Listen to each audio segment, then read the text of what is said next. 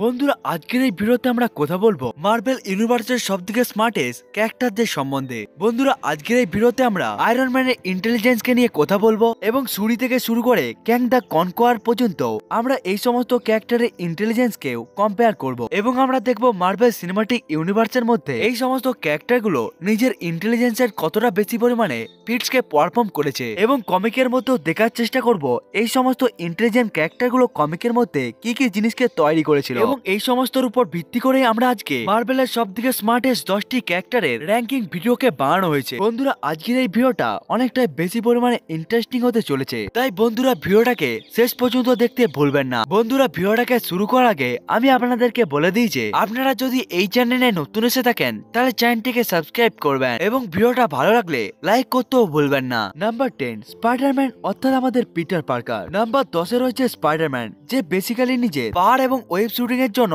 অনেকটা বেশি পরিমাণে জনপ্রিয়। কিন্তু আপনারা যদি মার্বেল সিনেমাটিক ইউনিভার্সের ফ্যান হয়ে থাকে, এমনকি মার্বেলেরও ফ্যান হয়ে থাকেন, তখন আপনারা এটা নিশ্চয়ই জানবেন যে স্পাইডারম্যান অনেকটা ইন্টেলিজেন্ট একটি ক্যারেক্টার। সে বায়োলজিতে অনেকটাই বেশি পরিমাণে এক্সপার্ট। সে স্পাইডারের ওয়েবকে একেবারে রেপ্লিকেটেড করে বিভিন্ন ধরনের সে ওয়েব স্যুটকেও বানিয়েছিল, যেটি অনেকটাই বেশি ডিফিকাল্ট একটি কাজ। এমনকি অনেক ইন্টেলিজেন্ট সায়েন্টিস্ট নিজের ইন্টেলিজেন্সকে ব্যবহার করেও এই সমস্ত জিনিসকে ক্রিয়েট করতে পারে না, কিন্তু মার্বেলের স্পাইডারম্যান এটিকে করে নিয়েছিল শুধুমাত্র মিড টাউনের স্কুলের মধ্যে থেকেই। এমনকি আপনারা যদি স্পাইডারম্যান নো ওয়ে হোম দেখে থাকেন তাহলে আপনারা নিশ্চয়ই দেখেছেন যে স্পাইডারম্যান ওখানে ফিজিক্স এবং ম্যাথকে অনেকটাই বেশি পরিমাণে কাজে লাগিয়ে সে ডক্টর স্ট্রেঞ্জকেও একেবারে হারিয়ে দিয়েছিল ডক্টর স্ট্রেঞ্জেরই মিরর ডাইমেনশনের মধ্যে। এমনকি তার ইন্টেলিজেন্সের অনেক বেশি পরিমাণে এক্সাম্পল রয়েছে। এমনকি স্পাইডারম্যান হোমকামিং এর মধ্যে যখন স্পাইডারম্যানকে একটি গোডাউনের মধ্যে বন্ধ করে দেওয়া হয়, তখন সে কিভাবে ওই সিকিউরিটি সিস্টেমকে একেবারে হ্যাক করে ওই জায়গা থেকে বাইরে বেরিয়ে এসেছিল, ওটি একটি ভালো এক্সাম্পল। এমনকি মিস্ট্রিও যখন মাল্টিভার্সের সম্বন্ধে বলেছিল, সে মাল্টিভার্সের থিওরিকে কেমন ভাবে এক্সপ্লেন করেছিল,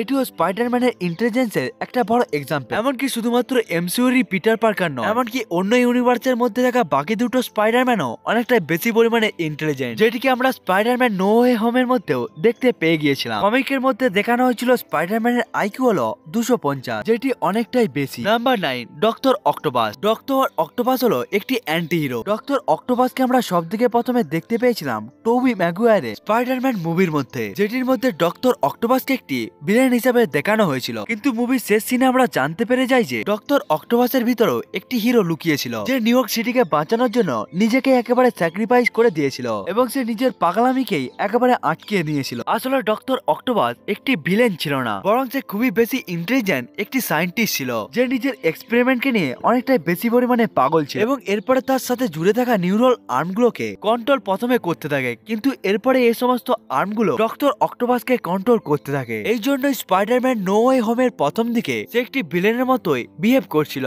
কিন্তু এরপরে যখন তার নিউরন আর্মগুলো একেবারে ঠিক হয়ে যায় এবং তার আর্টিফিশিয়াল ইন্টেলিজেন্সকেও একেবারে বদলে দেওয়া যখন হয়, যেটিকে ম্যানিপুলেট করে ডক্টর অক্টোপাসকে খারাপ কাজ করাচ্ছিল, এরপরে ডক্টর অক্টোপাস দেখিয়ে দিয়েছিল যে সে মনের দিক থেকে একটি হিরো বলে। এরপরে সে স্পাইডারম্যানকে অনেকটাই বেশি পরিমাণে সাহায্য করেছিল। Number 8 vision. আমরা যদি ইন্টেলিজেন্সের কথা বলে থাকি তাহলে আপনার একটি মাইন্ডের দরকার হবে, কিন্তু কি হবে যদি একটি ক্যারেক্টারের কাছেই একটি মাইন্ড স্টোন থাকে, তখন তার কাছে তো ইন্টেলিজেন্স থাকবে। আপনার একটি ফাস্ট ব্রেনের দরকার, যার দ্বারা আপনারা যে কোনো জিনিসকে ক্যালকুলেট করতে পারবেন, যেটা থেকে বেশি ফাস্ট আর কিছুই হতে পারে না। এই জন্য ভিশন এই লিস্টের মধ্যে রয়েছে। কিন্তু এখানে প্রবলেম হলো এই যে ভিশন কখনোই নিজের ইন্টেলিজেন্সকে সে কোনো ধরনের সায়েন্টিফিক দিকে ব্যবহারই করেনি। ভিশন খুবই কমপ্লেক্স একটি মেকানিজম, যেটি জার্ভিস, আল্ট্রন, মাইন্ডস্টোন এই সমস্ত কম্বিনেশনের জন্যই সে তৈরি হয়েছিল। এমনকি সে আসলে সুপার ইন্টেলিজেন্ট, কিন্তু সে আজ পর্যন্ত কিছু থিওরি দিয়েছিল এবং সে যে কোনো জিনিসকে একেবারে নিউট্রালি এবং খুবই ভালোভাবে সবকিছুকে জাজ করে থাকে। এই সমস্ত পয়েন্টের ভিত্তিতে আমরা বুঝতে পেরে যাই যে ভিশন খুবই ইন্টেলিজেন্ট বলে, কিন্তু ভিশন কোনো জিনিসকেই ইনভেনশন করেনি। এই জন্যই ভিশন এই লিস্টের মধ্যে অনেকটাই পিছনে রয়েছে। কিন্তু ভিশন যদি নিজের এআই কে খুবই ভালোভাবে ব্যবহার করত, তাহলে সে কতটা বেশি পরিমাণে ইন্টেলিজেন্ট এবং ভয়ঙ্কর হতে পারে সেটা আমরা হোয়াট ইফ সিরিজের মধ্যে একেবারেই দেখতে পেয়ে গিয়েছিলাম। এই জন্যই ভিশন এই লিস্টের মধ্যে রয়েছে। নাম্বার 7 সুরি। সুরি অনেকটাই বেশি পরিমাণে ইন্টেলিজেন্ট একটি ক্যারেক্টার এবং তার ইন্টেলিজেন্সকে আমরা দেখতে পাই তার স্যুট এবং গ্যাজেটের মধ্যে। এমনকি সে এমন একটি স্যুটকে বানিয়েছিল যেটি তাছাড়া নেকলেস থেকে একেবারে বাইরে এসে যাচ্ছিল। এমনকি সুরি পাওয়ারফুল ব্লাস্টকেও একেবারে তৈরি করে নিয়েছিল। এমনকি সুরি বাকি বান্সের একটি আর্মকেও একেবারে তৈরি করে দিয়েছিল উইন্টার সোলজারের জন্য। এমনকি সুরি ফ্যালকনকে একটি ভাইবেনিয়ামের স্যুট বানিয়ে দিয়েছিল, যেগুলো সবকটি বানিয়েছিল সুরি ভাইবেনিয়াম ধাতুকে দিয়ে এবং বাকান্ডা সায়েন্টিস্টের লিডারই ছিল এই সুরি। বাকান্ডার টেকনোলজি এবং সুরি সুরি ইন্টেলিজেন্ট একেবারে মিশে গিয়ে এমন নতুন ধরনের গ্যাজেট এবং স্যুট তৈরি হচ্ছিল যেটি এখনের পৃথিবীর টেকনোলজির থেকে অনেকটাই বেশি পরিমাণে আগিয়ে রয়েছে। এমনকি সে কমিউনিকেশনের জন্য একটি সে গ্যাজেটকেও বানিয়েছিল যেটির সাহায্যে সে যে কোনো দূরে থাকা জীবের সাথে কমিউনিকেট করতে পারে হলোগ্রামের সাহায্যে, এবং 1000 কিলোমিটার দূরে থাকা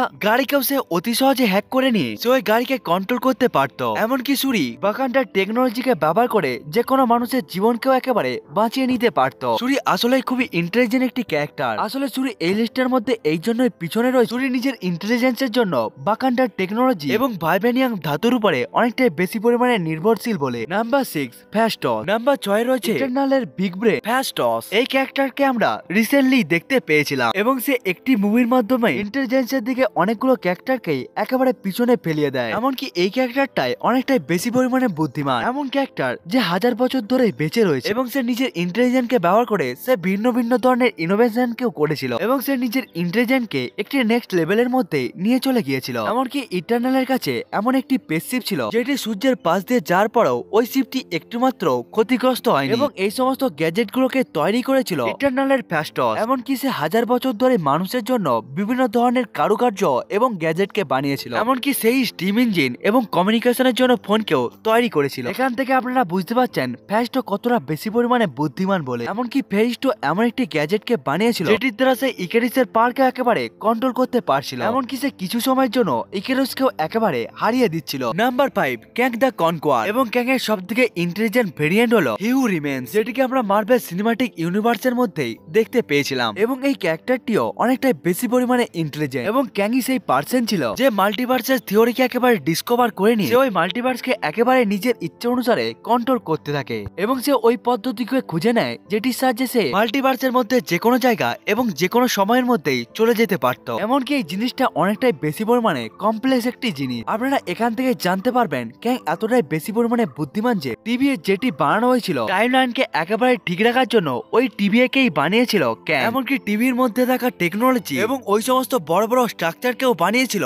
এই ক্যাং। এমনকি ক্যাং নিজের টেকনোলজিকে ব্যবহার করে সে যে কোনো ধরনের ক্যারেক্টারকে একেবারে টাইমলাইন থেকে মুছিয়ে দিতে পারত এবং সে নিজের টেকনোলজিকে ব্যবহার করে সে একই সময়ের মধ্যে প্রেজেন্ট, পাস্ট এবং ফিউচারের মধ্যেই থাকতে পারত। নাম্বার 4 হ্যাংক পিং। এই লিস্টের মধ্যে এই ক্যারেক্টার ক্যাং এর থেকে আগে এই জন্যই রয়েছে কারণ হ্যাংক পিং হলো এমন একটি ক্যারেক্টার যে সায়েন্সের বিভিন্ন ফিল্ডে অনেকটাই বেশি পরিমাণে এক্সপার্ট। সেই পিঙ্ক পার্টিকেলকে একেবারে ইনভেন্ট করেছিল এবং তার নামের অনুসারে ওই পার্টিকেল গুলোকে পিঙ্ক পার্টিকেল নাম দেওয়া হয় এবং তার পার্টিকেলস গুলোকে ব্যবহার করে অ্যান্টম্যান নিজেকে জায়ান্ট ম্যান এবং স্মল ম্যানেও পরিবর্তন করে দিতে পারে। এই কারণে এই ইনভেনশনটা অনেকটাই বেশি পরিমাণে গুরুত্বপূর্ণ ছিল। এমনকি সে এমন ধরনের টেকনোলজিকে বানিয়েছিল, অর্থাৎ সে এমন এক ধরনের হেলমেটকে বানিয়েছিল যেটির দ্বারা সে যে কোনো ধরনের পিমরের সাথে একেবারে কমিউনিকেট করতে পারত এবং ওয়াসপের উইংস যেগুলো ওয়াসপকে উড়ার জন্য অনেকটাই বেশি পরিমাণে সাহায্য করে এমনই স্যুট এবং তার মধ্যে থাকা অনেকগুলো গ্যাজেটকেই সেই ইনভেন্ট করেছিল। এসব ছাড়াও সে আরো অনেক ধরনের ইঞ্জিনিয়ারিং ইনভেন্টকেও একেবারে তৈরি করে নিয়েছিল। এমনকি কমিকের মধ্যে আল্ট্রনকে ইনভেন্ট করেছিল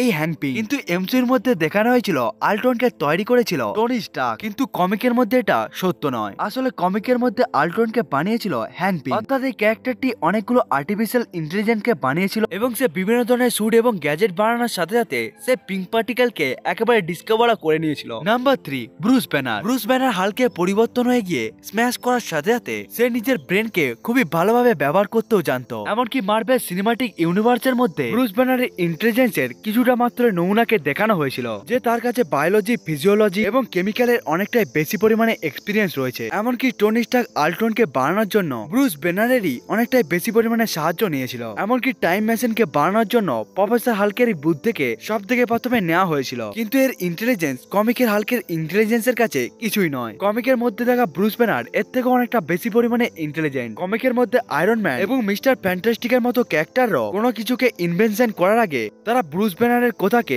একেবারেই শুনে থাকে। এমনকি একবার ওয়াল ব্রেকার হালকে পরিবর্তন হয়ে যাওয়ার পর হাল্ক আর ব্রুস ব্যানারে পরিবর্তন হতে পারছিল না, তখন ব্রুস ব্যানার নিজের টেকনোলজি এবং ইনোভেনশনের দ্বারা সে জগন্নাথ এবং ডক্টর ডুমের মতো শক্তিশালী ভিলেনকেও একেবারে হারিয়ে দিয়েছিল। এখান থেকে আমরা বুঝতে পারি ব্রুস ব্যানার কতটা বেশি পরিমাণে ইন্টেলিজেন্ট বলে। এমনকি মার্ভেল সিনেমাটিক ইউনিভার্সের মধ্যে এখনের সময় শুধুমাত্র প্রফেসর হাল্কের জার্নি শুরু হয়েছে এবং আমরা ফিউচারে দেখতে পাবো প্রফেসর হাল্ক কতটা বেশি পরিমাণে স্মার্টেস্ট বলে। নাম্বার 2 রেড রিচার্জ অর্থাৎ মিস্টার ফ্যান্টাস্টিক। মার্ভেল কমিকের মধ্যে এটা পুরো স্পষ্ট বলা হয়েছিল যে মিস্টার ফ্যান্টাস্টিক অর্থাৎ রেড রিচার্জ এই ইউনিভার্সের সবথেকে স্মার্টেস্ট ক্যারেক্টার বলে। কিন্তু আয়রন ম্যান এতটা বেশি পরিমাণে ইগোস্টিক হওয়ার পরেও সে এটিকে একেবারে মেনে নিয়েছিল। এমনকি মার্ভেল সিনেমাটিক ইউনিভার্সের যদি আমরা ইলুমিনেটির সম্বন্ধেও কথা বলি, তখন যখন মিস্টার ফ্যান্টাস্টিককে ইন্ট্রোডিউস করা হচ্ছিল, তখন মিস্টার ফ্যান্টাস্টিককে এটা বলে ইন্ট্রোডিউস করা হচ্ছিল স্মার্টেস্ট পার্সন অফ আর্থ বলে। এই লিস্টের মধ্যে মিস্টার ফ্যান্টাস্টিককে এই জন্যই 2 নম্বর র্যাঙ্কে রাখা হয়েছে কারণ মুভির মধ্যে এখনো পর্যন্ত আমরা ভালোভাবে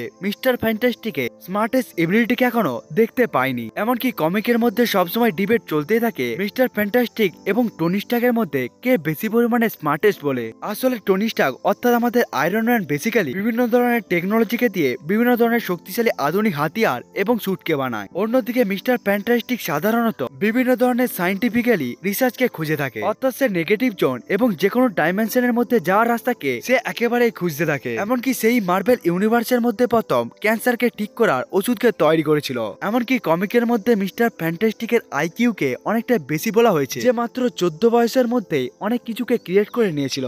নাম্বার 1 আয়রন ম্যান অর্থাৎ আমাদের টনি স্টার্ক। আমরা কোনো ক্যারেক্টারের ইন্টেলিজেন্স তখন বুঝতে পারি তার বিভিন্ন ধরনের অ্যাচিভমেন্টকে দেখে। আপনারা যদি টনি স্টার্কের ছোট ছোট ইনভেনশনকে দেখতে চান তাহলে এই লিস্টটা কখনোই শেষই হবে না। এমন অনেক ছোট ছোট জিনিসকে এই টনি স্টার্ক ক্রিয়েট করে নেয় যেটিকে আমরা ভালোভাবে লক্ষ্যও করি না। এমনকি যে হালকে পুরো শিল্ডের টিমও আটকাতে পারছিল না, সেটির জন্য টনি স্টার্ক একটি হাল্ক ব্লাস্টারকে প্রিপেয়ার করে সে হালকে একেবারেই শান্ত করিয়ে দেয়। এমনকি একটি গাউনলেট বানানোর জন্য যেটির জন্য অনেকটাই বেশি পরিমাণে উরু মেটালের দরকার হয়, সেটিকে বানানোর জন্য অনেকটাই বেশি পরিমাণে কাজ করতে হয়েছিল, কিন্তু ওই রকমই একটি গাউনলেটকে টনি স্টার্ক খুব কম সময়ের মধ্যেই অতি সহজে বানিয়ে নিয়েছিল। এমনকি টনি স্টার্কই প্রথম ক্যারেক্টার যে গুয়োর মধ্যে একটি নিজের জন্য একটি আগ রিয়েক্টরকে বানিয়েছিল এবং ওই গুয়োর মধ্যে থেকে সে নিজের জন্য প্রথম আয়রন ম্যান স্যুটকেও বানিয়ে নিয়েছিল। এমনকি আয়রন ম্যান খুব কম সময়ের মধ্যে এমন একটি টেকনোলজিকে বানিয়ে নেয় যেটির দ্বারা সে টাইমকেও ট্রাভেল করতে পারত।